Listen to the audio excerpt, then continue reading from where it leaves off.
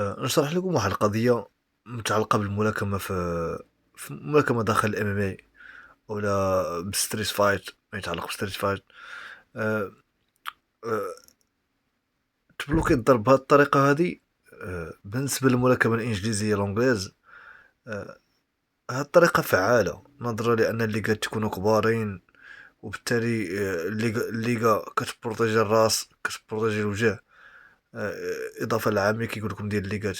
بينما الآن في الMMA اللي تيكونوا الليغات صغار، ولا كذلك في الكومبات اللي ما تيكونش فيهم ليغات أصلًا. هاد الطريقة هذه اللي تبلوكي بها الضرب ماشي شي طريقة اللي هي يُعتمد عليها أولا طريقة efficace.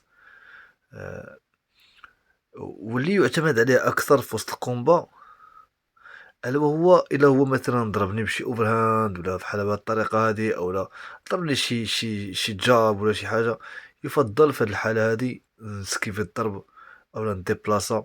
في حالة ما مثلًا ضربني نسكيفي ونرد الضربة، ضربني مثلًا بالديريكت غوش نسكيفيها ونرد بها ضربات، ولا نرد على حسب النوع ديال الرد اللي غندير، الرد المضاد اللي غندير.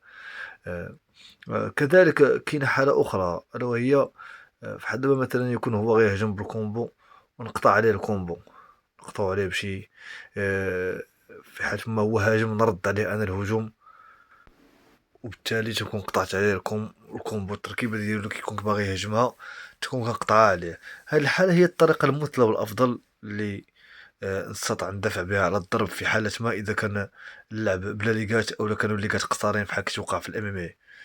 آآ، المشكل الآن دابا كما قلت لكم السكيب أولا التنقل أولا قطع التركيبة بضربات أخرين. آآ، أمر ما كيتوفرش دائمًا، خصوصًا ملي تيوقع التبادل ديال الضرب بيني وبينه. في هاد الحالة هادي لا بد بأنني نلتجئ لآخر مرحلة، وألا وهي مرحلة ديال البلوك ديال الضرب. والبلوك ديال الضرب أنواع، منهم هاد البلوك هذا اللي وضحت الآن، ومنهم بلوكات أخرين متعددة، العديد من الطرق ديال البلوكات ديال الضرب.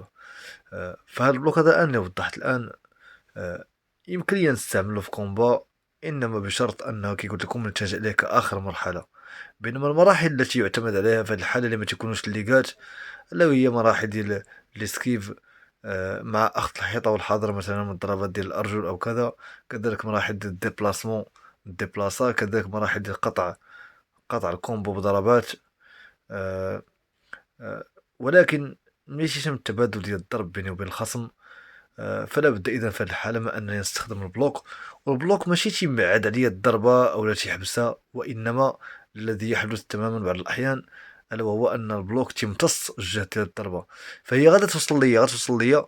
وإلا وصلات وكنت أنا خرّجت البلوك، في هاد الحالة هادي غادي نكون مصيت ليها واحد القوة كبيرة ديالها، وبالتالي ما توصلش ليا بنفس القوة اللي كتوصل وأنا عريان.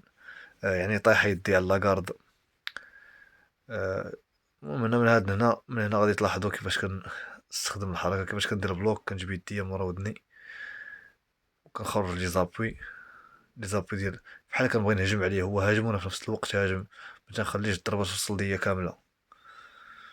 لاحظ مزيان، هو تيضرب